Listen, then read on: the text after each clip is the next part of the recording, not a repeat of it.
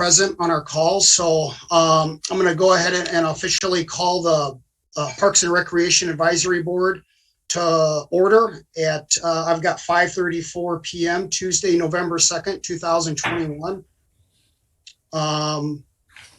If we could do attendance, Patrick, that'd be outstanding for our P&RAB members. Hop Calhoun. Yes, present, Scio Township, Washtenaw County, Michigan. Chuck Billups. Present, Scio Township, Washtenaw County, Michigan. Lisa Baker. Present, Scio Township, Washtenaw County, Michigan. Bob Hyde. Present, Scio Township, Washtenaw County, Michigan. Andy Turner. Present, Scio Township, Washtenaw County, Michigan. Norm Roller. Present, Washtenaw County, Scio Township, Michigan. Patrick McLaughlin is present, Scio Township, Washtenaw County, Michigan. Alec Jerome. Present, Scio Township, Washtenaw County. And Rita Clinthorne. I'm present, Scio Township, Washtenaw County, Michigan. And wonderful, we have everybody in attendance. Thanks, Patrick. Item B on the agenda, approval of November 2nd, 2021 agenda. Tonight's agenda, would somebody like to make a motion for approval? I would make such a motion. I would second it. That second was from Norm? No, It was No, from Bob. hi, Bob. Oh, okay, thank you. Can you call the roll, please, Patrick? Yes, Hop Calhoun. Yes. Chuck Billups. Yes. Lisa Baker. Yes. Bob Hyde. Yes. Andy Turner. Yes. Norm Roller. yes, Patrick votes yes. Alec Jerome. Yes. And Rita Clinthorne. Yes. It passed unanimously. All right. Item C, approval of October 5th, 2021 minutes of the Parks and Recreation Advisory Board. Is there a motion to approve? I'll make a motion to approve. Okay, motion approved by Rita. I'll support. That's Bob? Hop Calhoun. HOB. Thank you. And we'll do the roll on that. Yep. Hop Calhoun, Yes. Chuck Billups, Yes. Lisa Baker, Yes. Bob Hyde, Yes. Andy Turner, Yes. Norm Roller, yes, Patrick votes yes. Alec Jerome, Yes. and Rita Clinthorne. Yes. Passed unanimously. And a brief thank you to Bob for covering for Patrick on those October minutes. So appreciate it. And Patrick got them uploaded upon his return, so that went quite smoothly. Moving on to item D, public comments. Please show your Zoom hand, and you'll be have 3 minutes to speak. I see Rob Pattinson with a hand up. Go ahead, Rob. Thank you. I have a proposal for a community center that I think the Parks and Recs Advisory Board would benefit from knowing about and would benefit in participating in. This might take a little bit more than 3 minutes. Please bear with me. 3 weeks ago, Representative Lazinski announced $750,000 of state money to put towards creating a safe pedestrian crossing over I-94 along the Zebra Road Bridge. I believe it is the perfect time to finally build a true gateway to Scio Township and make a community center a big part of the idea. When our family moved here in 1976, it was a play desert in terms of facilities within walking or biking distance for kids to play and for families to have activities. In the following 45 years, that has not changed. There are no facilities or families within a mile or two of Zebra Road and 94. In recent years, the Park Zeb subdivisions have added 750 new homes in that small area alone. There are at least 2,000 homes within a mile of Zeb and 94. This is the perfect opportunity to use the buy, protect, sell program to procure the 300 North Zeeb property for the benefit of all in Scio Township. That 300 North Zeeb is the old Xerox University Microfilm ProQuest property. With 29 acres of space and buildings at 300 North Zeeb, there is plenty of space for all of the following play and learn spaces: a soccer field, a baseball field, a playground, a dog park, a skate park, a community garden. Fly fishing classes could be given on the pond. It could also be used for model boats, similar to the airfield behind Township Hall. They could have an exercise area for kids and adults. The factory building can hold basketball courts, volleyball courts, a climbing wall. The office section could be adapted to classrooms for continuing education, dance classes, community education, meeting rooms for local organizations, community theater, a child center, a child care center, a senior center, an art center.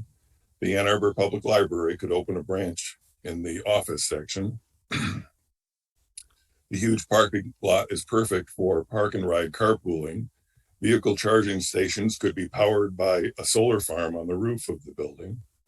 And as the gateway to Scio Township, how perfect is this location for a parking area for people interested in the trails and sidewalks available now through the Parks and Pathways Village. Zeeb Road connects to the border trail to the north, and Jackson Road and all the trails and sidewalks to the south. I would suggest planting a lot of trees along the edge of the property facing 94 to help lessen the impact of road noise on the area. A berm topped with trees and bushes along the fence line would protect neighboring homes from headlights and noise and maintain some of their privacy. A recycling center would be another good addition to show that Scio Township really is interested in sustainability. The pole barn at the back of the property could be used as an annex to the fire department. Storing all the fire department support vehicles inside will add years to their working life. In the early 2000s, residents rejected the Costco proposal and wanted the area north of 94 dedicated to public and government spaces. I hope that the preservation of our rural character is still a high priority for the current Scio Township government. I believe this community center would be a great addition to the Parks and Pathways system in Scio Township. Thank you much for the extra time. I appreciate it. Oh, perfect. Thank you for your input, Rob. Is there any other public comment?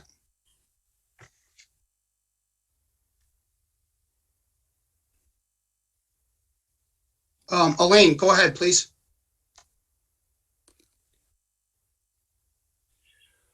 Elaine, you're muted. You have to unmute yourself. Sorry. Hi, I'm Elaine Brazen, and I live on Wildwood Lane in Scio Township. I was trying to access the website today through the Township Hall website for the minutes of past meetings, and I could not get at any of them on the Township website. Township Hall Parks and Advisory Board part of the website. So I was just wondering if someone could look into making that more accessible there. And then I do have a couple of comments on tonight's agenda. The bid for Marshall Park Pavilion by Freer Forestry has the address of Wildwood Preserve instead of Marshall Park as on that bid. So I was wondering if there was some confusion about where they were planning to build. And I do have a question about the parks in general, and that is, do the parks plan, or is there a plan to limit access or activity by ATVs, quads, dirt bikes, and snowmobiles? So that's all I have as a public comment at this point, mostly questions. And thank you for your time. Great. Thank you, Elaine. Elaine, that on item H of our agenda, that will be clarified by us and Joe Maynard, who's on the call, who's the project manager in terms of some of those clerical errors. Okay. The other one, you know, with rule signs and ordinances is may come into discussion item K tonight. But thank you for your input. And if I could also respond to Elaine regarding the minutes from previous meetings. Today I was on tech support for a significant amount of time where we were working on some issues on the website. So they may have been temporarily unavailable. They should be there. I'll certainly check for them and make certain that they are available. And if you continue to have a challenge with that, please just shoot me an email and I can send them to you individually, or we'll figure out what's wrong.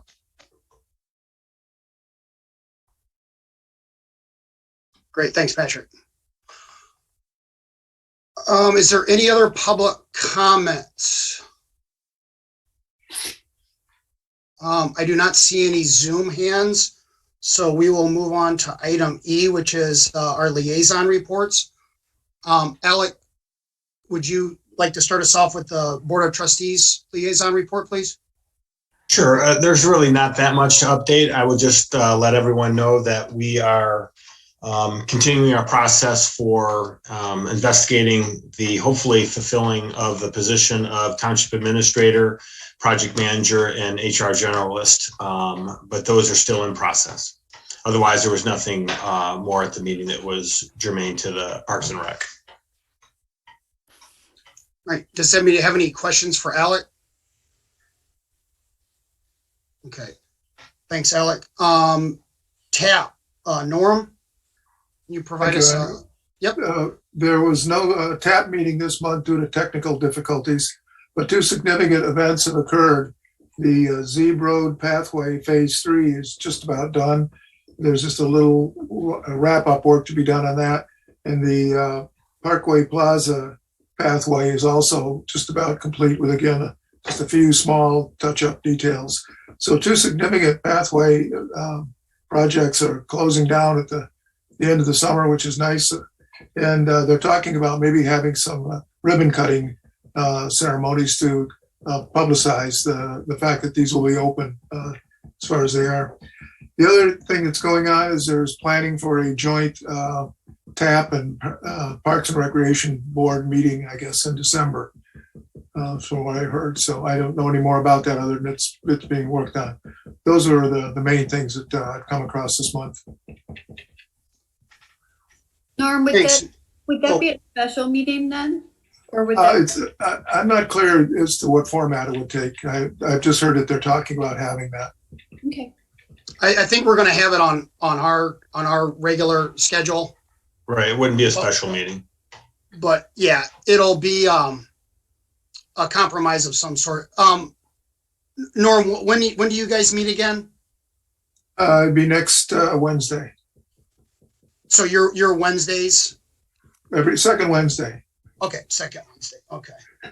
Yeah, those conversations have started. It's just a matter of making it happen. So everybody's on board. So thank you, Norm. Any other questions for Norm? Planning Commission, Bob? Yes, thank you. Wanted to say, first of all, that there was some activity that would be pertinent to us. And it was actually in the Board of Trustees meeting, but it was something that the Planning Commission had passed on to them, the Woodview Commons development that's just north of our nature preserve, our West Scio Nature Preserve. I just wanted to point out that the rookery showed up in a map on the presentations. It's out in the public now, so just so everybody knows, the rough location is out there. The proposed development, item 2 was the proposed development on Jackson Road that's going to be some auto dealers. They had proposed as a public amenity, a park that we considered along Jackson Road, if you guys might recall. That's no longer part of their proposal, so that has gone away, if anybody was wondering about it.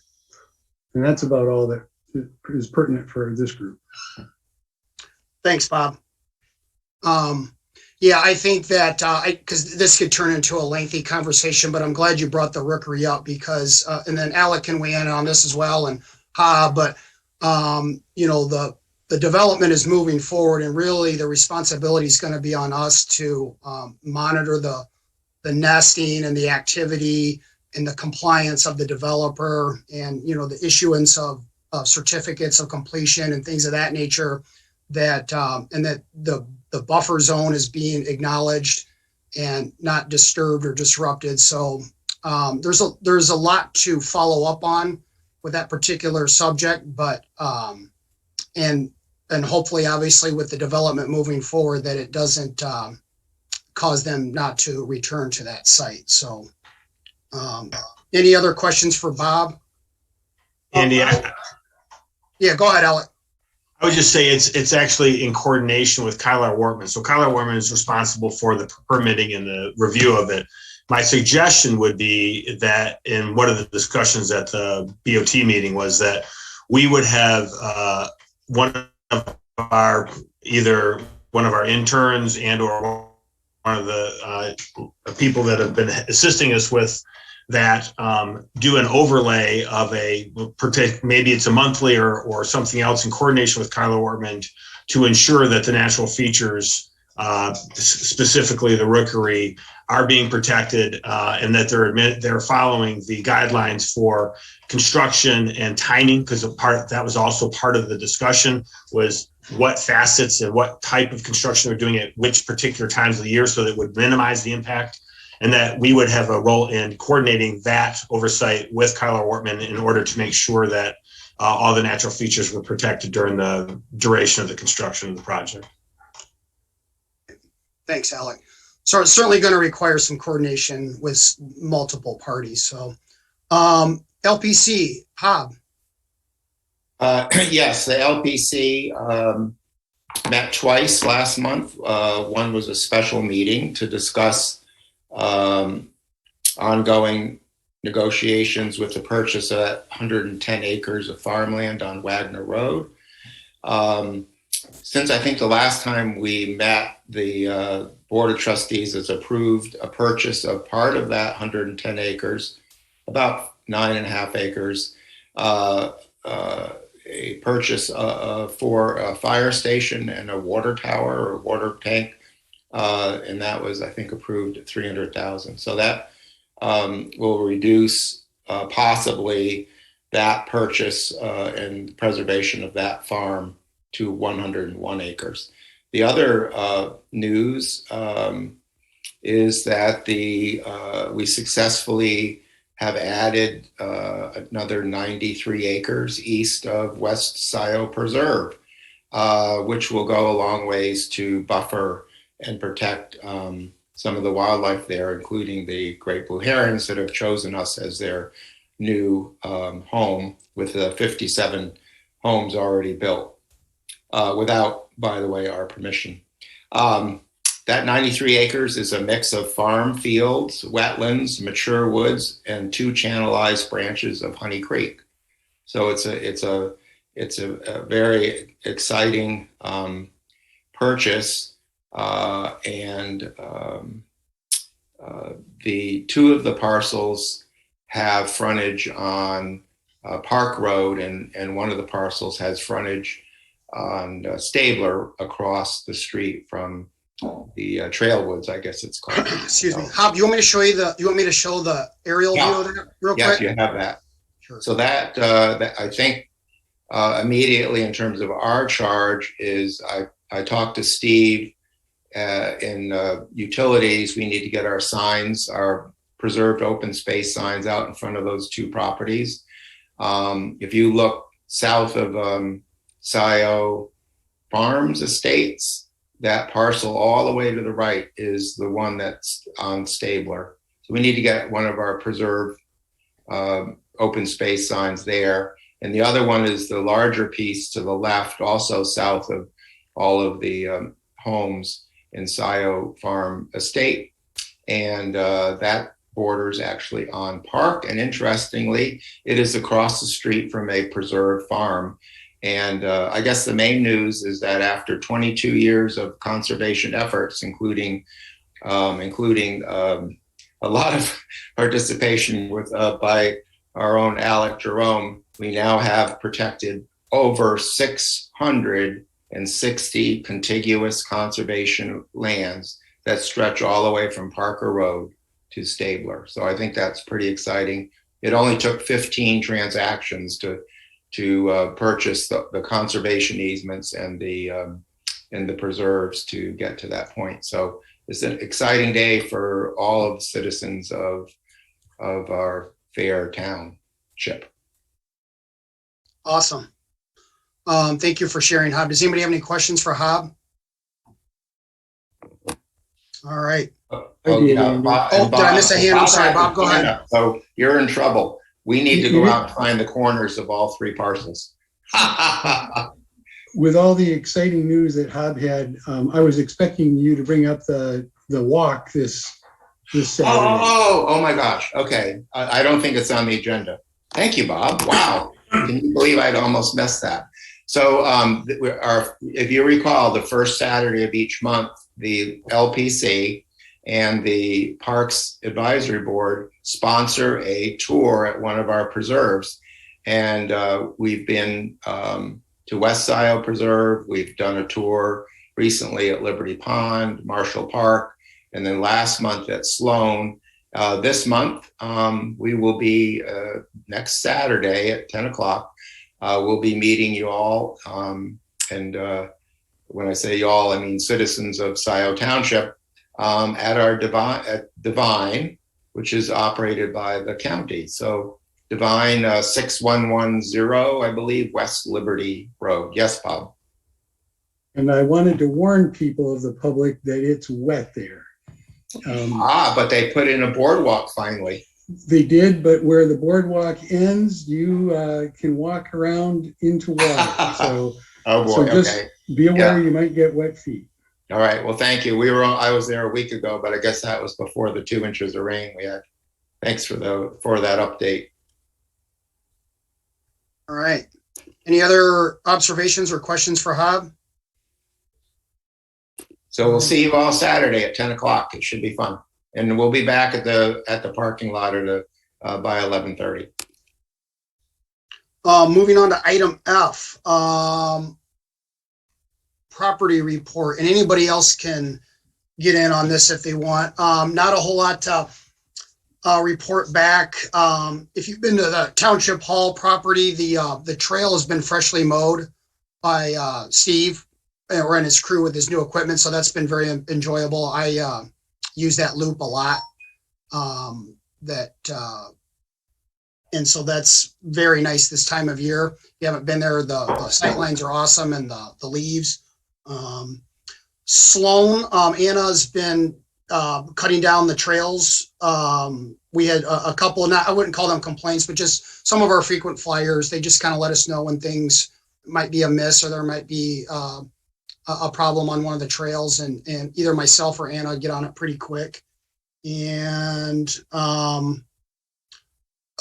Elaine mentioned some of the feedback that we've gotten on Liberty Pond, which will continue to be a challenge, even via Facebook, right, Patrick? And then the website, we actually got, the LPC was on MLive, the things that Hob was mentioning, and MLive provided a hyperlink back to our write-ups. And one thing I noticed that there was some wrong pictures. And so Patrick and I got that remedied, and we continued to wordsmith our write-ups. And so to make our website presence very nice and organized, our green space open to the public as it's categorized by Mary. So does anybody else have any just general property reports, because we're all on our property so much? Patrick, did you have your hand up or? No, actually I was scratching my head, but one thing I will mention is I was at West Scio recently, and where we have the litter for the dog waste.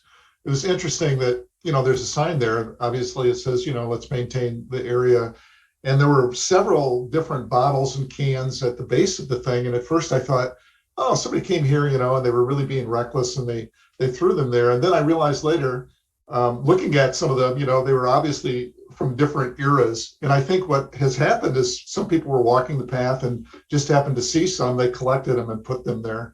which I thought was a very responsible move and speaks well of the people visiting the preserve. I have, speaking of West Scio, we have to remember that there's Japanese knotweed that we probably should be dealing with. And maybe some of us can remember to figure that out. Maybe, I don't know if Anna can kind of take that on, but we probably should deal with that. It's right by the parking lot, so. All right, thanks, Rita.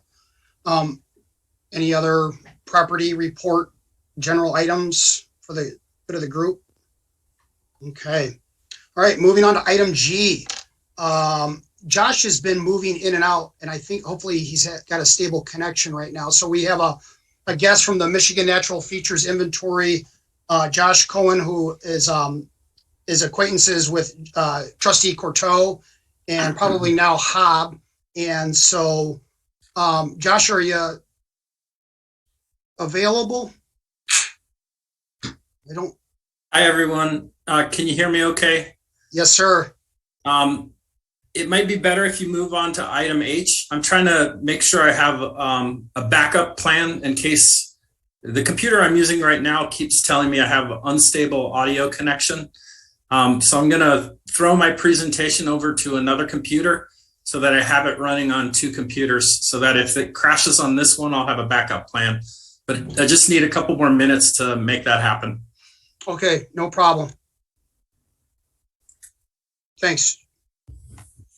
All right, so we'll move on to item H. Hey, that's a win for you, Joe. Joe, are you on the? Do I see Joe on the call, or did he? There he is. Okay. Yeah, I'll log myself in there. All right. All right. So item H, yesterday, the group received the, just background knowledge for our group and the public. We hired Joe Maynard from, we hired Washtenaw Engineering to be our project manager to get pavilions, bike racks, and some ADA compliant pathing to these picnic pavilions, basically just to, work slowly to complete the narrative for that green space, which is adjacent to the Z Road pathway. And so basically, Joe got 3 bids, and which is part of the process because of the cost associated. It meets the criteria of having to have 3 bids. And now it's in our group to basically make the recommendation to the Board of Trustees. And there's confidence that this could be placed on next Tuesday's meeting, and then therefore could be accomplished this season by the contractor. Joe, would you like to add anything or fill in any gaps with that? And then we'll open it up to parks discussion, and then public discussion, and then we'll possibly make a motion to recommend the low bid to this proposal to the Board of Trustees. Sure. What I'd like to do is just kind of run through the numbers. I got 3 bids from contractors to construct the 2 pavilions.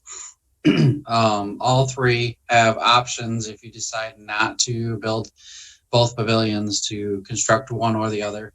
My cost breakdown shows you the cost for both, or the cost for the one 14 by 14 pavilion, 4-post pavilion. Each one we have to add in the cost of the timber plates, which are the plates that kind of hold all the beams together. So that's the added cost there. And then Friar Forestry, they are taking reclaimed black locust trees, which are quite rot resistant, and the same materials that were used at the parks for the roof material would be the same look as the pavilions, and they would also be used to create the rafters and so forth. So he would collect all the beams from the barn that was demoed that we're using all the posts and beams for, and process all the lumber, take that all to the park to be there. We also put in a miscellaneous item for bolts and other brackets that are not being provided. They would just be collected by local lumberyard that the contractor needs to complete the process as well. So that's all broken down in our letter and our summary, so you get a complete package of what one or two would cost as we move forward. So, and I'll leave it open for questions from there. Can I make a comment? Sure. Okay. The one thing when I looked at that, and Elaine mentioned that earlier, one of the proposals had absolutely the wrong address on it. I mean, and I really think that before I can even, I spoke to Andy about this a little bit, is that that can't just be left like that. I mean, it's when, if someone looks back in a few years, they're going to go, wait a minute, this is for Marcia Park, but it's got Wildwood and Liberty on it. And that's, it doesn't even have the right name. We don't have a preserved by the name on that proposal. So I think that has to be cleaned up for one thing. And another thing, I don't really understand. When I looked at those proposals, and I don't have it in front of me, but I can pull it up. But it seemed like the timber plates, the freer forestry, and the miscellaneous items on those were all different for each proposal. And so I'm not clear on if that's an added cost. I don't understand why they're all different prices. So that is something that's really unclear to me. But it's really, really, I just think that the one for, I think it was for Freer, if I'm right, that had the Wildwood address on it, that is just completely not okay for me. Yeah, that's my oversight for not catching that when I was reviewing it. I should have, and I can get that revised from him pretty quickly. Okay, and can we get it like it needs to be in our documents, because I wouldn't want it to be forgotten. Like in 3 years, we look back and go, wait a minute, what's this? And Yeah. that is a huge flag on the field for me. That's not okay. Yeah, we'll get that. Yeah, if I taken care may, of Joe, tomorrow. like, I think we could make it, oh, sorry, Joe. Yep, I can get that from him probably tomorrow. Get that corrected and back to your records tomorrow. But can you explain why those prices are different on each proposal? The timber plates, it seems like they were different prices there, and that So- I don't understand. Yeah, so there's 3 different prices from the contractors to actually construct the pavilions. Yeah. So they put it all together. The footings, put it up, put the pavilions in and everything. We went separately. There's just one price for the timber plates. We went separately, and that's something that basically what we're saying is the township would purchase those directly, and it would help save cost on contractor marking it up, and it would just be provided to the contractors. We would work with the township to get those ordered and purchased. So really that's the difference. It's just the contractor's cost of assembling the project and putting the concrete, the pipe pad hoops for the pipe hoops and the pathways. So it's just their installation cost. Yeah, so I think that the scope and scale of that bid was accurate. Would that be fair to say, Joe, that it was just clerical errors in terms of that contractor? The scope and scale of the work was accurate for the bidding process? Yes, the work scope and price is correct. It's just the location is incorrect. And maybe what we could do is make it contingent upon that being fixed before it goes into the Board of Trustees agenda packet. If that would, if Rita would be open-minded to that contingency in terms of trying, to get our motion going this evening, that we can make a contingent upon that being remedied, that particular bid being remedied. Rita, does that sound something that? Yeah, that's fine. It really needs to be Marshall Park, so it's not some unknown preserve, and then the address needs to be correct and Excuse me. Yep. Okay. And then just for clarity, Joe, Freer will be used for some of the clearing. Is that correct? Regardless of Freer would work in conjunction with the low bidder, or to do some basic ground clearing? So if we chose the low bidder, which was the JG New Roof Construction, Mhm. Freer would process the lumber for the tops and deliver the logs from the Liberty Road property. They would not clear the lot for them. That would be up to the contractor to take care of. Okay. That's not included in their quote. It's just a matter of processing the material and delivering it. Okay. I just want to make sure. Yeah. So thank you. So Freer will be involved, but then the low bid contractor will obviously be doing their work as well. Is there Yes. any other commentary or discussion from the Parks Group? I do see the hand up from the public. Elaine, go ahead. So my question about that bid, because of the confusion from Frere about where they were taking the lumber, it's going to cost them a lot more if they assumed they were taking the lumber down Liberty to Wildwood than if they were taking it around the corner and down Zeeb to Marshall. So they might need to look at the bid in terms of making sure that they know where they're taking the lumber. Right. Yeah, I'll verify that with them, but they know where it's going. I mean, we've had several conversations with them on the location. They've seen the plan that shows the location. I think it's just a slight oversight on their part and my part for not catching the address on it. So I was so focused on the numbers, I skipped looking over the actual location on that. I have another, they keep calling them kiosk, and it's not a kiosk that we're talking about, they're pavilions. That's another part of the language that I think needs to be corrected. Just mostly because when people look back at this later, I don't want to get nailed to the wall because it was really sloppy, and that we just accepted it. I think it's unacceptable. So I don't understand why they're calling it a kiosk. It's not a kiosk, it's a pavilion. Pavilion, correct, yes. Rob Pattinson. So at the recent Planning Commission meeting, Commissioner Courteau asked Chair Culbertson if there was a way of saving the trees from the Parks and Pathways projects that when they have to cut down the trees. And they asked if there was a resource for doing that. And I have a contact, John Haling of Urban Timber. He's at North Territorial and Nala Road. He has sawmills and kilns and decades of experience of what species of trees work in what applications, that I can forward that info to you, Andy, and maybe you could forward that to Joe Maynard, and that would help for future projects to save the trees that you're cutting down and be able to use them in projects like the pavilions. Hope that helps. Yeah, no, thank you, Rob. That'd be great. Just for clarity, these pavilions are going to be built with reclaimed barnwood. That's really going to add hopefully a lot of character to these pavilions. But yeah, I think that's going to be a great lead for us as we continue development in the parks category. Thank you, Rob. Bob Hyde. Yeah, I wanted to follow up on what Rob was saying.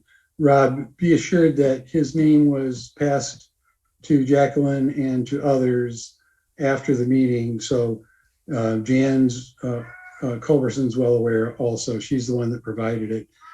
And it was the discussion, Andy, of the pavilions being made out of the timbers from the reclaimed timbers that prompted Jacqueline to bring up the trees along Marshall Road, along Zeeb Road, and perhaps it would be possible in the future to make use of some of them. So that's where this all came from for everybody. Rob, your Zoom hand's up. Was that just from the last one, or would you like to speak again? Okay. All right. So we do have a model motion. Alec, is that sufficient to or would you like me to tie in the detail that's in the major line item into the model motion for the Board of Trustees? I would tie in the detail and I would make it contingent upon corrections suggested in the meeting. Okay. All right. So this is, if anybody else wants to jump in on this fund, feel free, but I'm pretty good at wordsmithing here. So the model motion, Patrick, will motion to recommend Marshall Park pavilions, bike rack, hardscaping, pathing, installation, low bid proposal to the Board of Trustees for final approval. Contingent upon Freer Forestry making their bid accurate. I would just say clarifications of issues identified in the meeting regarding the clarification of the scope and specifics of the proposal. So that way you have language and the scope, because Joe's going to double check on the scope that was, make sure that it was matched up. Did you get all that, Patrick? Yeah, I think I'm trying to anyway. I think I got it pretty well. I would just say scope and clarification to bid proposal language. So, Alec, do you like the word contingent? And then go from there, just slow down a little bit. Contingent on Contingent on scope and clarification of bid proposal language. I believe that's what he said. Clarification of bid language. Perfect. In other words, not Wildwood. Right. Contingent on scope and clarification of bid language. Right. Alec, does that sound okay? Mm-hmm. All right. So if we take it from the top, motion to recommend Marshall Park pavilions, bike rack, hardscaping, pathing, low bid to Board of Trustees for final approval, contingent on scope and clarification of bid language. Lisa, is that okay? Does that sound good? My professional writer, does that sound good? It sounds fine, and I'm sure that, yes, it sounds fine. I just wanted to hear from you, Lisa. Okay. Yes, go ahead, Chuck. Chuck's got his hand up. So are these bids public record now, so that when they're given the opportunity to refresh their bid, that they know what the other bidders did? I'm just saying. I don't think Joe would allow, I don't think that's allowable. I think that that's a fair observation. From a business standpoint, somebody works in business, it's something that you generally don't let somebody refresh their bid when the bids are known. That's all. That's just something I noticed. Right. I wasn't understanding it that they weren't refreshing their bids, that there was a clarification of the scope. Right. But that's why, to me, the scope and the scale of the work is accurate. I think that it was just very messy on clerical matters. But I don't think I don't think we would allow a change in the numbers, right? Well, if to the point that the one person made, if they could say, oh, we were planning on this, but now it's this, and we understand that. You know what? It's all a matter of public record. It just is interesting to me. That's all. Right. Go ahead, Rita. And we'll see those things. Will we, as the board members here, will we actually get to see that those corrections made when they come in? Will that be? Yeah, I think that Joe can in the 24 hours, can we get that remedied? And then you've got our thread. Can you push out that document? And then we could, Alec, I don't think we need a special meeting to approve that, but basically that we could confirm that we sign off on it via email. Like Joe will get it remedied. This is what we've got. This is what we're going to now go to the Board of Trustees with. As long as there's no I'm just breaking up. Sorry, I'm trying to, my connection's terrible. I would just say, as long as there's no deliberation, you're just simply clarifying that the language is correct. So you would, unless you have an issue with it as it's been revised by Joe, no, it would just simply move along. Yeah, I agree. Rita, are you okay with that? Yeah, I would just like to feel confident that I don't want to lose track of it, because I could do that and I don't want that to happen. And I would assume, and Joe, you can clarify this, but you gave a bid packet to each one of the three contractors that was identical. So all three contractors have bid on the same proposal. Their means and methods of, and that's where you're getting the discrepancy in cost, is of their own discretion. You know, what they decide, what they determine they want to do or not do, where they have to travel, how many trucks, how many staff, but they all receive the same bid packet with regards to the work proposal. That is correct, yes. Okay. I think, And, you know, I'd if like to just say, I think Chuck makes a fair point, and I would be a little uncomfortable if what we saw had different numbers in it. Yeah. So let's approve a number. Rather, it's fine to, I'm happy with the language as it stands, but I would like to add to that motion what number we're approving. What is the actual cost?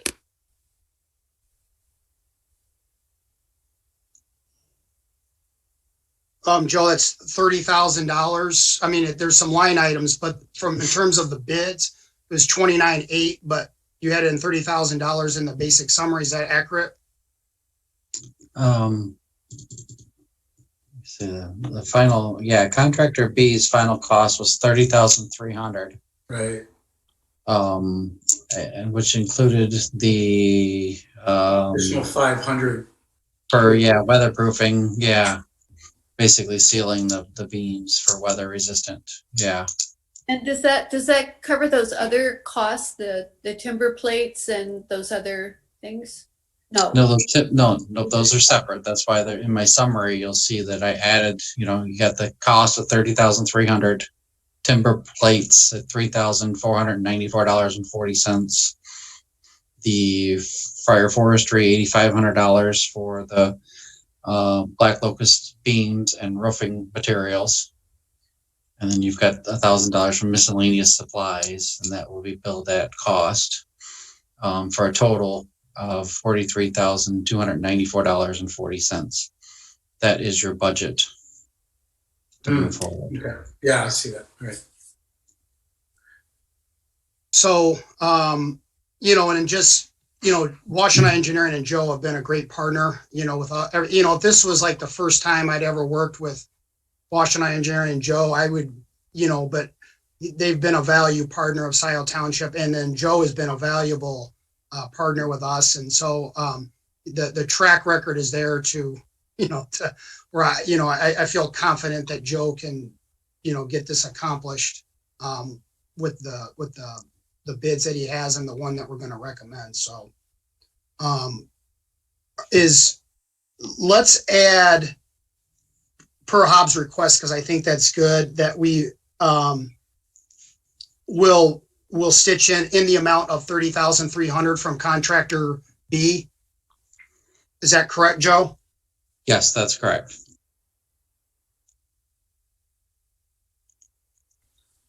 And this clarification, when we send it to the Board of Trustees, they'll see that there's the additional cost, so it'll be closer to 43. Is that correct? Will that be meant? Okay. Yeah. And this is no different than when we did the Sloan, obviously more money, but, and then it can be scrutinized at that level with more public input. From the advisory level, the Board of Trustees, relies on us to filter and screen and recommend, and that's what we're doing right now. So, is there any other public comments or PAB comments? I'll read this back. I'm wordsmithing again here. So I'm going to put the motion out, and if somebody wants to second it, and then we can call the roll. So motion to recommend Marshall Park construction of pavilions, bike rack, hardscaping, and pathing to the low bid contractor B in the amount of $30,300 to the Board of Trustees for final approval, contingent on scope and clarification of bid language. Patrick, you got that? Did you get all that? Yes, yeah, I did, and I can support that motion. Perfect. Can you call the roll? Yes. Hob Calhoun, Yes. Chuck Billups, Yes. Lisa Baker, Yes. Bob Hyde, Yes. Andy Turner, Yes. Norm Roller, Yes. Patrick McLaughlin votes yes, Alex Jerome, Yes. Rita Clithorne. Yes. It's passed unanimously. Thanks, Patrick. Joe, thank you. So obviously we'll look for that, and then you'll have to get with Jessica and Will to get that in the agenda packet Tuesday. Okay, yeah, I've already had a conversation with Will, telling him that it's coming, so I'll get this marked up and sent to the contractor tonight. Okay, thank you, sir. All right, thank you. Thanks, everybody. Have a nice night. Thank you, Joe. Joe. Thank you, Joe. All right. Josh, hi, how you doing? Good. And then, if you need to turn, all the tricks, if you need to turn your video off, your audio sounded good the last time you were talking to us. So, but hopefully you're on a stronger machine now, and you can share the screen. You've got permission. Okay. And sorry for the technical difficulties, everyone. I will say that I have been randomly just dropped from the Zoom a couple times. If that happens, I have a backup computer. I'll text Hob and let him know that that's happened, and then we can perhaps get it up and running on that computer. I will drop my video because that takes up a fair amount of bandwidth, and I'll do that while I share my screen now. But thank you for the opportunity to present to you all. Jacqueline Corto. Josh, if I can just interrupt, let me just point out that Josh is here by invitation of Jacqueline and myself. So thank you, Josh, for taking the time, not only tonight, but also last Friday. He and I got to know some of our preserves and our program. And I just want to say, Josh is a 20-year senior ecologist. And as he explained to me, I finally realized he is part of the original program put together by the Nature Conservancy back in the 80s to start getting states in the position to be able to look at their particularly state lands in order to see what was there and to be able to manage them in a sustainable way. So again, Josh has been doing this for 20 years here in Michigan, and we're really excited that he's going to be able to tell us the kind of things that they do, including, as I understand from what he said, hundreds of thousands of acres of forest and other lands that they've assessed. And if this sounds a little bit like what Anna and James did for us this summer, it's because it is a little bit like that. So Josh, I will turn it over to you, and you can tell us about your program a lot better than I can. Thanks, Hob. I appreciate that, and also appreciate Jacqueline inviting me to share with you. Jacqueline and I are friends. We go back a long time. She used to work for Michigan Natural Features Inventory before her current roles. So I'm going to hit share screen, and we'll see if this works. And if I get booted, then I will go to plan B. Please let me know if you can see my screen right now. Yes. Yes, sir. And then I am going to stop the video. And I do want to encourage you, if you have questions as I'm going, just let me know. I can't monitor the chat, but don't be shy in terms of interrupting me. So I do want to give you a little bit of background about Michigan Natural Features Inventory before I describe this inventory process that we refer to as an integrated inventory. Well, and now the slides aren't advancing. Let me try something else. So am I, can you hear me okay? Mm-hmm. Yes. Loud and clear. Okay, hold on a second. I'm gonna see if this works. We'll hit stop share. Share again. And I won't put it in slide mode, and maybe that'll help. Yeah, they're okay. They should be advancing this way. It's a little clunkier, but you should be able to see the slides. Is that working okay for everyone? Yes. Okay, so as I mentioned, I wanted to give you a little bit of background about Michigan Natural Features Inventory. We are the state's natural heritage program. Our mission is to guide the conservation of Michigan's biodiversity by providing the highest quality scientific expertise and information. We do this as the Natural Heritage Program. We maintain the state's official database of threatened and endangered species and benchmark ecosystems. We document these places through surveys and inventories. We learn about conservation targets through research and monitoring, and we convey knowledge that we've learned about these places and these species and these ecosystems through conservation planning, conservation education, and also modeling. I have been doing this work for over 21 years, and I'm part of a group that's made up of ecologists, zoologists, botanists, planners, and GIS specialists. And I also want to note that we're part of Michigan State University Extension, but we're housed in Lansing. And we work closely with the Department of Natural Resources, with their Wildlife Division, with their State Parks Division, and with their Forest Resource Division.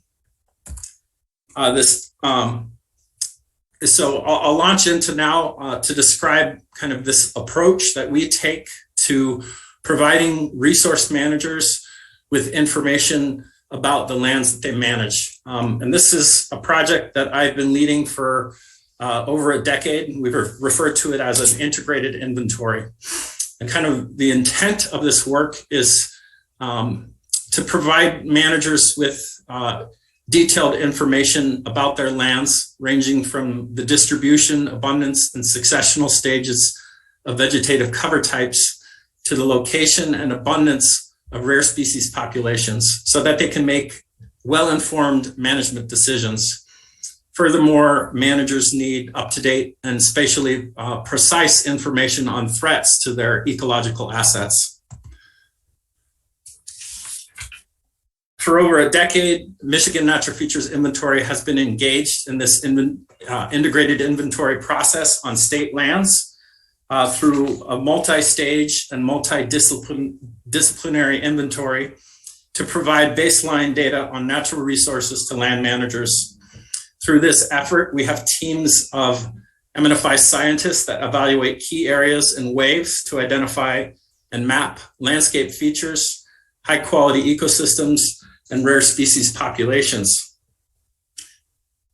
The first stage of this inventory involves wall-to-wall vegetative stand mapping, and we employ the Department of Natural Resources Michigan Forest Inventory methodology. This is a methodology that involves the classification of stands into distinct cover types, as well as the detailing of vegetative composition and abundance. This database is a public resource available upon request, and we have, through the course of this work, mapped over 400,000 acres of state land. This stand mapping is kind of the basis for our future work. It helps focus subsequent surveys for high quality ecosystems, and it also helps focus what we do in terms of evaluating lands for rare species and groups of fauna that are important to land managers.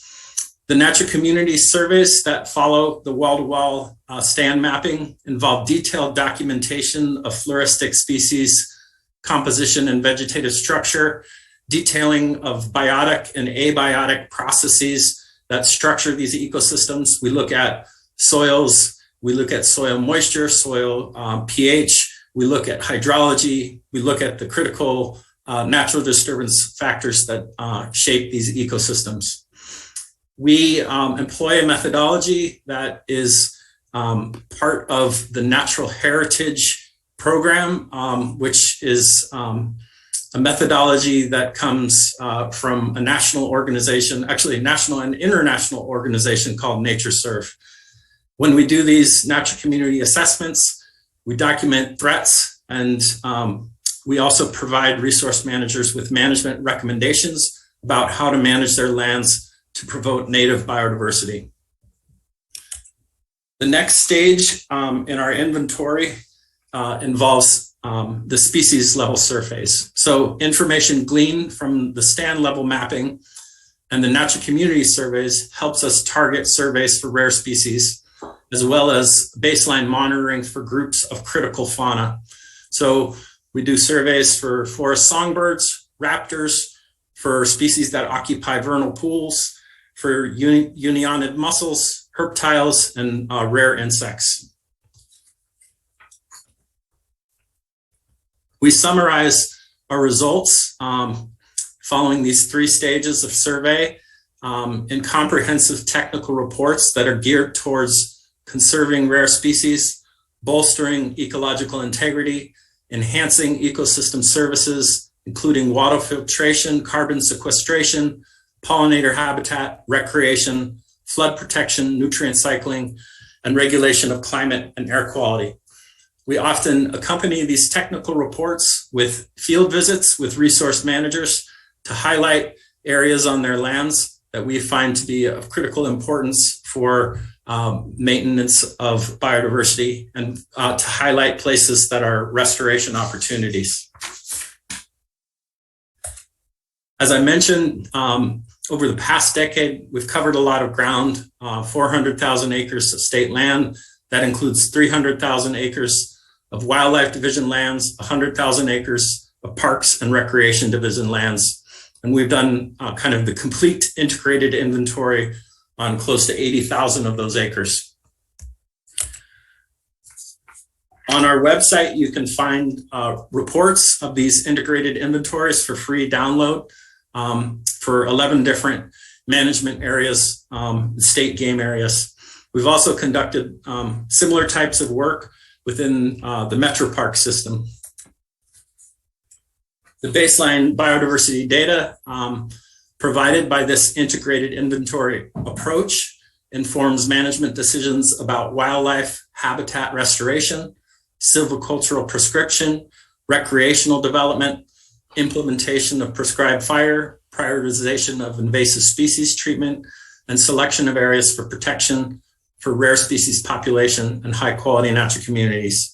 These data are also critical for ensuring compliance with state and federal threatened and endangered species laws. I've been focusing on, that we do this work primarily for the state, and that is true, but we have been expanding to work with other partners. We recently conducted an integrated inventory for the Saginaw Chippewa Indian tribe and completed that work in 2020. And with that, I'm happy to answer any questions you may have. I'll stop sharing so that I can hopefully jump back on the video. I hope everything came through okay. My audio was okay and the slides advanced. And once again, thank you for your time. If you do have questions for me beyond this meeting, I've provided my email, and then we have a story map online that provides kind of a summary of this presentation that I've shared. Great, thank you, Josh. Can we open it up to questions for Josh or discussion or? Josh, how does the proposal process move forward in terms of, do you visit each site, or is it by acreage, or, in terms of putting an amount to the proposal? So we're flexible to meet the needs of, different funders. If you want to have an evaluation of your entire property, we do an estimation we can do an estimation based on acreage. And we're very familiar with doing that. We do that all the time for different partners. But there's if we had also like specific, and so if we had like specific objectives, like it's not just a one size fits all, like if there was specific goals or objectives that we had in mind, that could be, isolated, right? To like, for certain types of studies like soil, whatever it may be. Yeah, you can tailor the work to whatever your needs are. I just provided the general framework that we employ for evaluating lands for this, to help inform management decisions. This is, geared towards state lands. So it might be very different, in terms of your perspective about the types of issues that you're most concerned about. Thank you. Go ahead. I'm sorry, Hab, go ahead. Are you asking me a question? No, I thought I didn't. Okay. I could tell you wanted to speak. I just was, Josh, in terms of availability of your program, what would be the earliest time if we come to an agreement of what we need and your program decides that we need it as well and you're able to deliver? What's the earliest that we could employ your service? So right now, our organization is booked for 2021 through 2022. So we could potentially do work starting in 2023 or like the fall of 2022. So we're closely tied with, we have a couple calendars, which makes things complicated. MSU has a calendar that runs from July 1st to June 30th. And then the state of Michigan's calendar, the beginning of the fiscal year is October 1st, and then it runs through September 30th. So right now we're starting to work on what are called the fiscal year 2022 projects. And like I said, we're completely booked for 2022.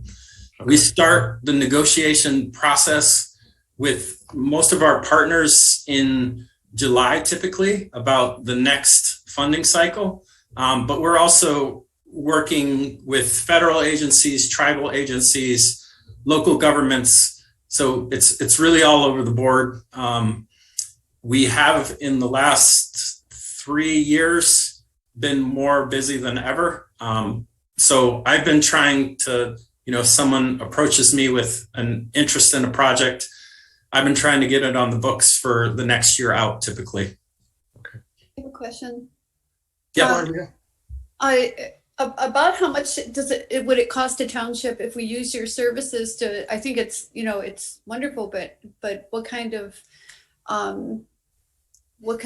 cost does that involve for us? It really depends on what level of survey you're looking for. Jacqueline had asked me to cost it out based on kind of the full suite of services that we can provide for the full acreage. And I did an estimate based on, so we recommend doing it in multiple years, 2 to 3 years. And when I bid that out, it ranged from 50,000 to 60,000. But like I said, that could vary what parts of the work you would be interested in. In addition, that number could change, that's just a ballpark. At MSU, we haven't had a raise in 2 years, so our estimates have been high. So, if things get back on track fiscally, then, that number could go up. And can I ask another question? This year we used interns to do some of this work at a couple of sites. And I'm wondering, I like the idea of doing that for a couple of different reasons, but is this something where if we wanted to have interns that maybe they could work underneath you guys, you could kind of,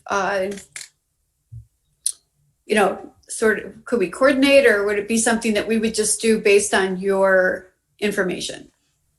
Yeah, I think there's flexibility there. We work a lot with AmeriCorps volunteers. So we've provided them opportunities for learning about the methods that we employ. because we have a lot of people who have, you know, very specific expertise. And so it's a good opportunity for, you know, people who are interested in the field to learn about the methodologies. And then it's also a way to, you know, in this line of work, there's always some grunt work. And so you can farm that out if you have interns that you can tap into. Mm-hmm. Thank you. Okay, go ahead, Norm.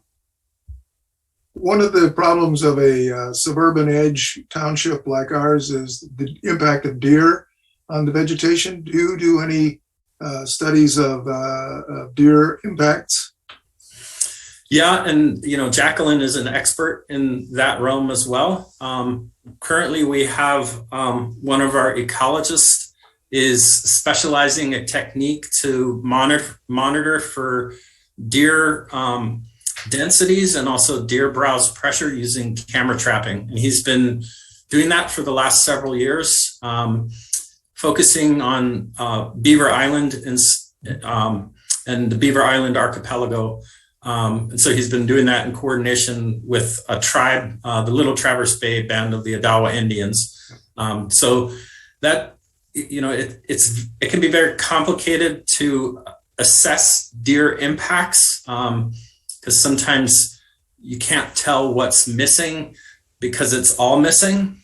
And kind of the camera trapping can give you a sense of kind of the levels of deer densities you have. And then there are also metrics that you can employ to get a sense of how long they're staying in an area and browsing. Excellent.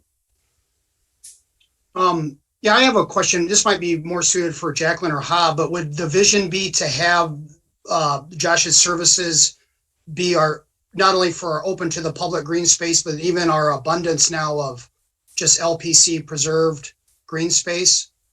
Like, if that question makes sense, would we want to inventory in our just general preserved green space in the township? A great question, Andy. Actually, we have inspection rights over conservation easement areas, but we would have to get permission of the landowner for any other kind of access. If I could jump in here, I would say that my thought here was to inventory lands that we were managing as parks or preserves so that we could better inform our activities. And again, the work that the interns did, that James and Anna did, was wonderful. And just making sure that we're also able to document those rare species, rare communities in a way that goes into the state database and then also allows us to account for them. So when I first reached out to Josh, my thinking was, you know, on the LPC, we evaluate these lands to decide whether or not to purchase them, but we don't do a comprehensive inventory. And now that you all are starting to manage them, clearly that inventory piece really does seem necessary to guide management. So that was my thinking. Obviously, it's up to you how you might think about expanding that. Josh, when you and I talked, in fact, we talked a little bit about the expertise in your program, specifically your ecologists, et cetera, in identifying habitat types where there might be a need or a good reason to investigate to try to identify specific invertebrates, vertebrates. Could even include insects like butterflies. Do you want to talk a little bit about that? Why having a suite of experts plays into that strength? Sure, I'd be happy to, Hob. I guess one thing that I like to stress about our organization is our breadth of experience. We work across the state, so we have a very unique perspective in terms of evaluating ecosystems, from the southern lower to the northern lower to the upper peninsula. So we have a great sense of what the threats are for various places. We have a sense of what management opportunities look like in terms of restoration. And then we work closely together, so we have a keen sense of what various habitats are that have potential for rare species, so we can send specialists in. For example, when Hob and I were in Scio Township Preserve, the West Scio Preserve, is that what it's called? That's right. Yeah, West Scio. It just, looks like a fantastic place to send our herpetologists to do surveys in the spring for species that are associated with vernal pools. Get in there and do salamander trapping, for example. So, this is the bread and butter of what we do, inventory. And so, I think, we're a very diverse organization with people who have, a passion for this work, but also, a pretty extensive knowledge of the ecosystems across Michigan and how to document not just rare species, but high quality ecosystems, and then how to translate that information into usable information for resource managers so that they can work to protect the native biodiversity in these preserves, but also balance that with the needs that you have in terms of managing these places as parks that people are using. So I guess this is a question for Jacqueline or Alec.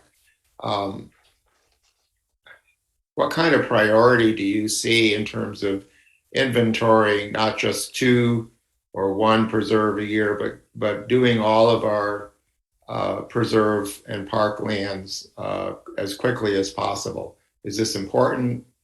Somewhat important? Maybe not very important at all, but should be done because we're a public agency? What is your thought? This is either for Jacqueline or for Alec, or both of you. Well, my thought just briefly is, yes, I think inventory is important, and I recognize that you all in parks have other priorities that you're balancing as well. So I think from my part, I'm looking to you to decide, how this fits into your larger picture. I certainly view it as important, but I'm not there with you on every single decision that you're making about facilities you're putting in and how you're developing your recreation opportunities. I do think, though, as we start to look at where recreation is going to happen, having a really clear sense of the inventory and what's where really will be helpful for informing that decision. Okay. Yeah, I couldn't agree more. Rita, do you or Norm or anyone else want to offer your thoughts on that? I'm with Jacqueline. I think that, I think we're sort of at the birth of our Parks and Rec department. So I think that if we decide that this is something where we would like to invest in, to have that basis so that we can decide how to manage our land and how to use it properly, I think it would be a smart thing to do. But, I'm only one person, but I do agree with her. Go ahead, Bob. Yes, this is a question for Josh. When you tossed out a number, I know you were just ballparking it, but was that per year, or was that for the acreage that you were told we had, or I didn't quite get what that number related to? That was a ballpark, but probably, a little more accurate than a ballpark for a total. So for a 2 to 3 year project, total acreage. Okay, thank you. So we're talking about doing the inventory on all of our parks and preserves over a 2 to 3 year period. Correct. That number. Okay, good. Yep. Anna, did you have your hand up? Yeah, I was just going to share a thought, but I just think this is very exciting. I think it would be a very cool opportunity to deeply understand the land, and I agreeing with Jacqueline, I think that could inform what happens from there. It's just such a cool option to have to really understand everyone that's on the land, and I think that'll open up so many opportunities for park management. Alrighty, well, thanks, Anna. Thank you. I think that, Norm, no, I think Norm wanted to chime yeah. in. Yeah, I think that, it buys us a little time, the 2023 to budget appropriately. And so that's a win. And I also think I like the idea, I think Anna and James really distinguish themselves, but sometimes there might be some things that Josh's group has the ability to do with their expertise and just years of experience, whether it be an aquatic study or a soil study that could provide a lot of value on some of our properties. And so I certainly think that there's, room for both, and then just budget appropriately. Norm, go ahead. It seems to me that one thing that might be appropriate to do is to have a stratification of the areas that we should do in priority. Some areas may be more threatened than others, but some areas may be more difficult than others. And so having a first step be to look at the relative merits of the different areas and projects would be a good first step. Great. Thanks, Norm. Bob, did you have your hand up or is that? Okay. All right. Well, that was a thumbs up. I think like we'll what wrap Norm up is this saying. line item. Thanks, Josh. That was very informative and very interesting. And I think that provided some really valuable discussion that we needed to have. So, Chuck, do you want to jump in and talk about fisheries? Do you have a perspective? You have a unique perspective. You're kind of you came to one of our cleanups with waders on. So, man, you were ready. Yeah, I mean, it depends if you're managing for fisheries, right? That's the question. And, I would see, it would be interesting to see us looking at managing something like at Sloan to tie in with what the city of Dexter and what Trout Limited is doing from a fishery program. Though brown trout aren't native, so you wouldn't be managing a fishery.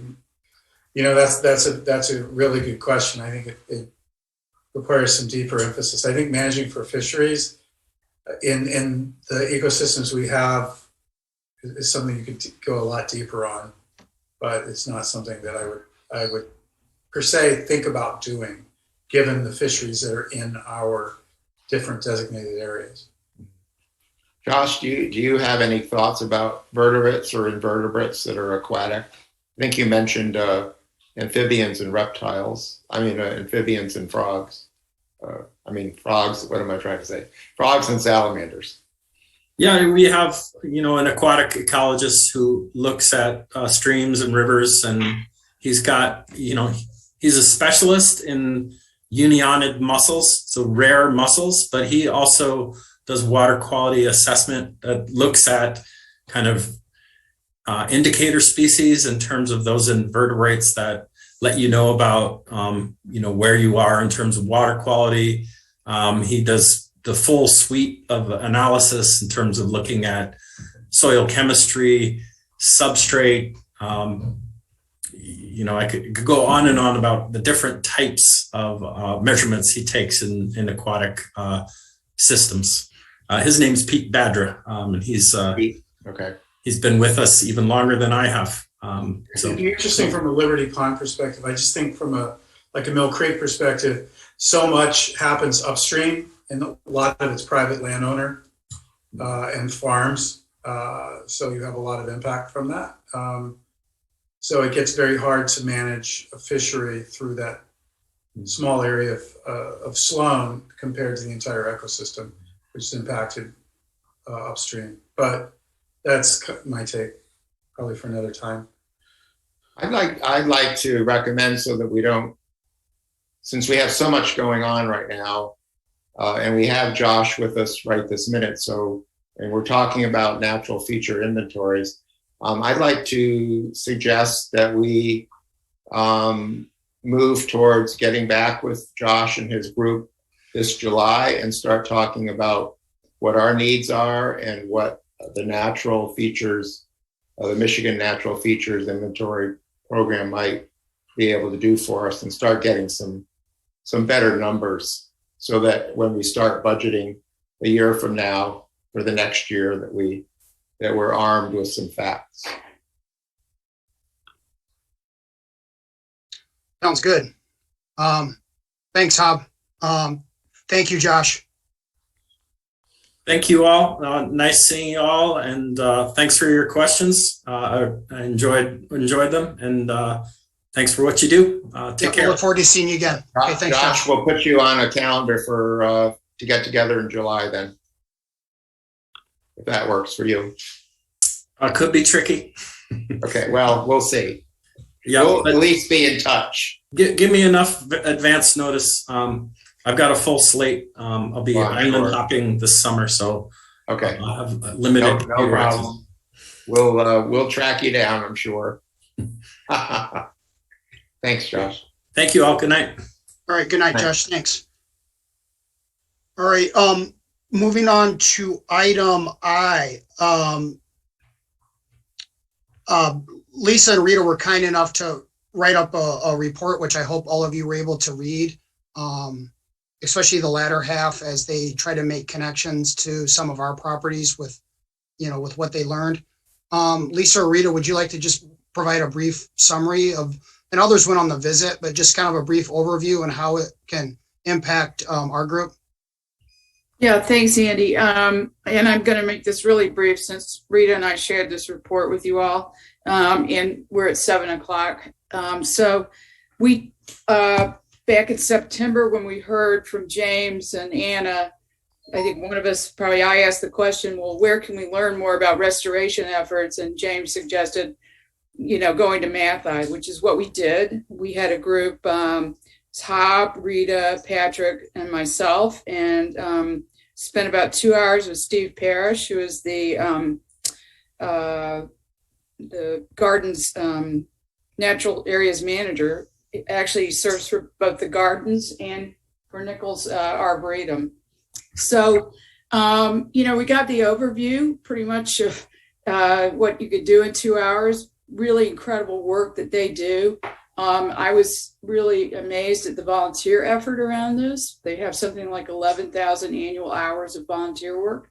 So it's very much, relying on their supporters and the public to assist, which I think is a good, example for us to think about, or model, I should say.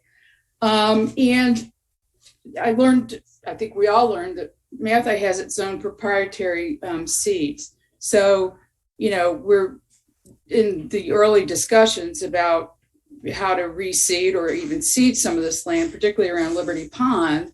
And so they were very helpful, or Steve was very helpful with that. He, talked to us about the various burns that they do, invasive species, and so on. So let me ask Rita to jump in with some specific notes and observations that she made, because I think that's particularly applicable to Liberty Pond. Rita? You have to unmute yourself, Rita.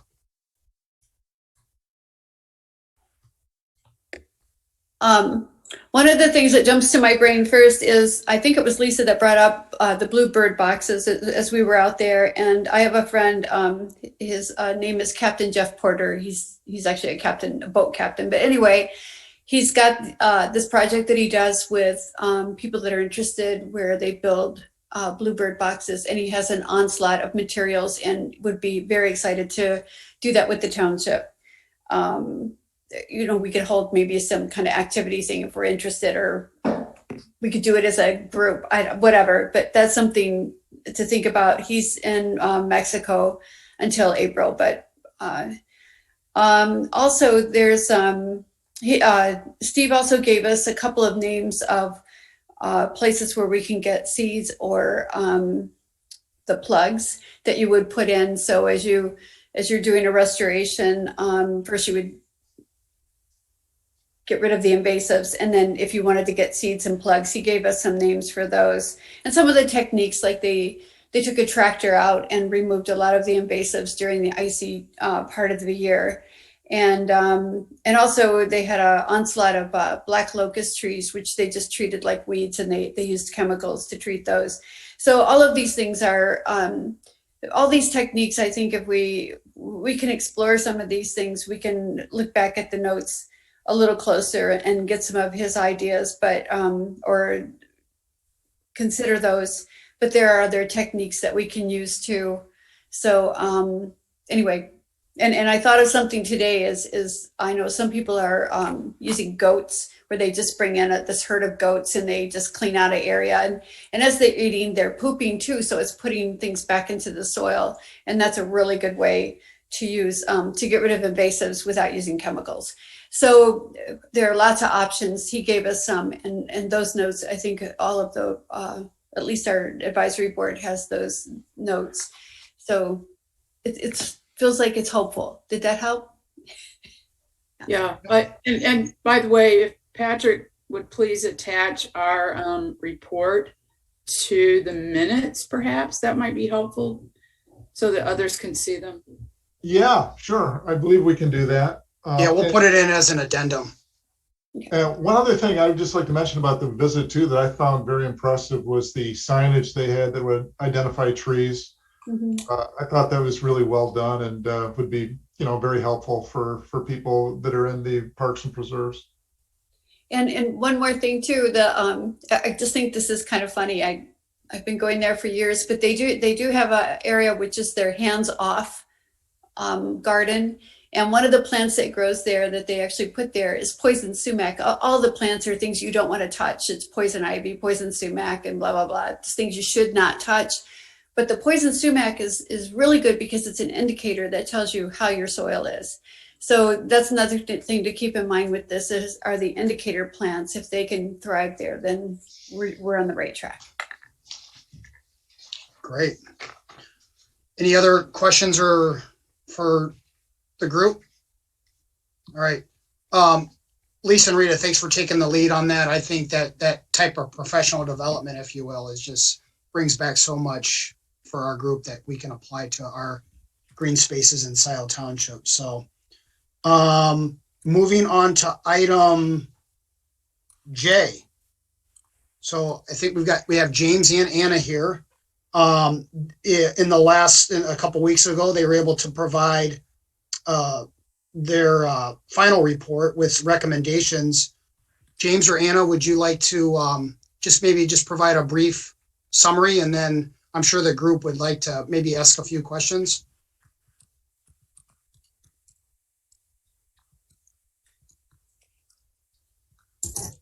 I can, jump in and give kind of a summary on like what we're thinking for Liberty Pond. That's kind of what Fantastic. It's kind of what I focused on in the report. But yeah, as most of you know, or if you don't know it, it's a pretty degraded area. It's gone through like soil removal, it's gone through agriculture, all that kind of stuff, which is really harsh on the environment.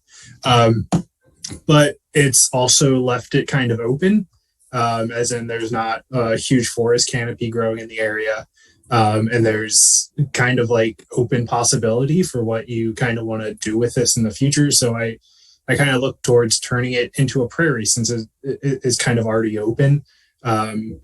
And so kind of just ran with that. And there is some species there that could indicate it might be a good fit for a prairie, some of the goldenrod there, some of the grasses and sedges that are in the area. But it would, because of the degradation over the years, there are a lot of non-native species. Not all are invasive species. So some of them, might have to be dealt with, but some of them, they'll kind of just exist there without being a huge problem. But in the, so what I kind of suggested was, in getting rid of a lot of those, as many non-natives as possible, at least all the invasive ones. Those are the ones that will cause problems in the future, and then kind of reseeding, if not the whole area, just part of the area, kind of get some of the better native grasses, native forbs, native, that kind of stuff just in the area. Just give them a chance to start. And then in the coming years, do some burns of the area to essentially keep it open. Burns used to be super prevalent in Michigan before colonial times, colonization times. So like it was open a lot of times, and just in the last 200, 300 years, They've kind of disappeared from the landscape. So a lot of these areas that were open are now becoming closed and are actually rare in Michigan. So that would be a good opportunity to reinstate one of those areas. Thanks, James. Yeah, James, I like the idea of the small sections, just make it more manageable and you can see your gains. And I know Patrick has been to Hidden Lake Gardens. All of us have been to Mathai, and just make small gains, and it just makes it more achievable. And then you can really see if it's working or not before you go full scale. Right. I'm sorry. Go ahead, James. Sorry. Yeah, and like if you start in one area, like that seed is going to eventually spread to the other areas. So it's beneficial even if you don't do the whole area all at once. Nice. I think something to note about our management plans and suggestions are that they're based on the miniature natural features inventory that we were able to complete, along with just how the community has been using the land and the plans for the land in the future. And I know a lot of outdoor ed happens on that land, and neighbors enjoy that land. And so we thought that open prairie landscape would be conducive to both the ecological system going on, the restoration of it, and the education happening there. Are the sirens in my background really loud for you all? Yeah. Thank you, Anna. Anna, I know that one recommendation, and it's not something that we're going to be able to form tonight, but a subcommittee that obviously we should have some ecologist expertise, if you will. And I don't know what Hob or Rita or Norm or the whole group for that matter, but even people at large, right? Like neighbors could be on this subcommittee. Other township members beyond this group that have ecology expertise, and then obviously Hob and Rita, and that from our group. But we had formed an ad hoc subcommittee just for general planning purposes. But I do like the recommendation that you had for the formation of a subcommittee to really focus on this property. Yeah, I think with what James shared, invasive species removal, potential burning, those are also things we recommended for West Scio, and both of those are pretty labor heavy. So I do think, we think a committee would be a good way to make sure those things could get done in an organized and timely fashion, especially with the invasive species, as we know that moving quickly now would help in the future. And we also think it would hold some accountability of what's going on there, because when you look through the literature of restoration that's happened in the past, one of the things that comes up time and time again is just the failure to continue and failure to check back on these things. And so a subcommittee would allow that to happen, and essentially would decrease the chance of kind of failure in these areas. Does anybody have any other commentary for James or Anna, or questions or concerns? Or we can kind of, especially with our time situation right now, we'll kind of bundle J and K together. And any other thoughts on Liberty Pond while we have Anna and James here? I would like to say something. The Ann Arbor Public Schools, they've already been out. Usually they don't do pond exploration in the fall, but because of the way they have to do their programs this year, they've already started. They did it during October, which is really unusual. But they did find one little species, which I sent out to some folks to just see if can anybody identify this. And as far as I know, no one has identified it just yet. But we're working on it. And but I know these folks, and so I've encouraged them to do a systematic inventory of what they're finding. And this is all very fast. And I just got some notes from them this time, but I'm really going to encourage them to make note of what they're finding when they're exploring the pond, and then getting that, at least holding on to it so we can access it. But I think the citizen science, anything that we can do to encourage citizen science is going to be super helpful. So that's all. Elaine's So, got her hand up. while we have Anna and James here. And Well, hey, Hob, real quick. Elaine's got her hand up. Elaine, yeah. did you want to speak briefly? Yeah, I just want to say that meeting Anna and James and seeing them at work has been fun.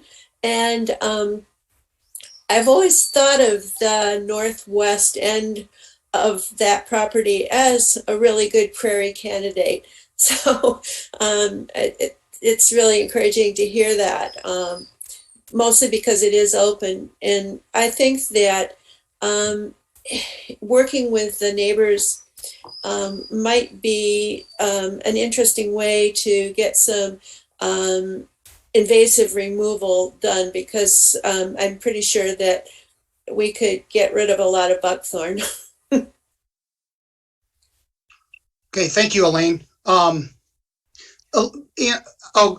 I wanted possibly, Anna, we can circle back to, let's have you circle back to item F. Do you have any just updates in your last month of trail maintenance activity that would be just briefly anything relevant that the group would appreciate or like to know? Sloan is entirely passable. All the paths are nice and trimmed. And I think just, I really appreciate when someone tells Andy or Hob something that needs fixing so that I can get there. Just more feet on the ground, the better. Thanks, Anna. Go ahead, Hob. Oh, thank you, Andy. I thought while we had Anna and James here, as we're looking at our budget, possibly thinking about having money in there to hire 2 additional interns for next May, June, and July, and August. What is it? So my question is for them, what would you change, or what should we change to make what you did more effective, fewer mosquito bites, this sort of thing? What in terms of evaluating the program, how could we do it better? I wonder if James and I could meet offline and do a little write-up for you. That might be the best option. I mean, it was amazing, obviously, but I think we could come up with some constructive things for future interns. Perfect. Yeah. And would you, if you were, so the second part of my question, if you were serving on the Parks Advisory Board for Scio Township, would you strongly recommend, somewhat recommend, or definitely not recommend future internships to do the type of work that you did? Yeah, I would strongly recommend it. This kind of work is not easy to find internships for, and it's super valuable, like just heading into the working world after, graduating, getting a grad degree. It's just super valuable to when people see like, oh, you've done this already. Like, it just opens up a lot of doors. Anna, what's your reaction? Yeah, I echo what James said. I also think that it was just really fun working with you all in particular. It was just a really great setup. The land was beautiful. You matched us very well. I think, future interns will be very lucky. Thank you. Thank you, Andy. I just want to say thank you for the tremendous work that you guys did this year. It was really an impressive document that you provided, and I'm so grateful that you were able to do that for us. Thank you. And can I say something? Anna and James, I really need to, I have no idea what your schedule is like. So if you could let me know when you're available, that we can meet to take care of that business we need to take care of. Thank you. Getting books and maps and things back to people that we've loaned, right? You probably have like half of your apartment is full of stuff that Rita gave, just Rita alone, much less Norm. True. All right. Thanks, Ann and James. We appreciate you, and obviously we'll be in touch. So moving on, that's a wrap. So we're off to item L to adjourn. I'll make a motion to adjourn. Is there support? Support. Everybody in favor say aye. Aye. All right. Thank See you, everyone public, for Saturday. joining us. And thank you to our Parks Advisory Board. See you on Saturday, 10 o'clock at Divine. Yes, sir. Should be a great tour. Combo meeting in December. All right, 3, 2, 1. Thanks, Andy. Thanks, everybody.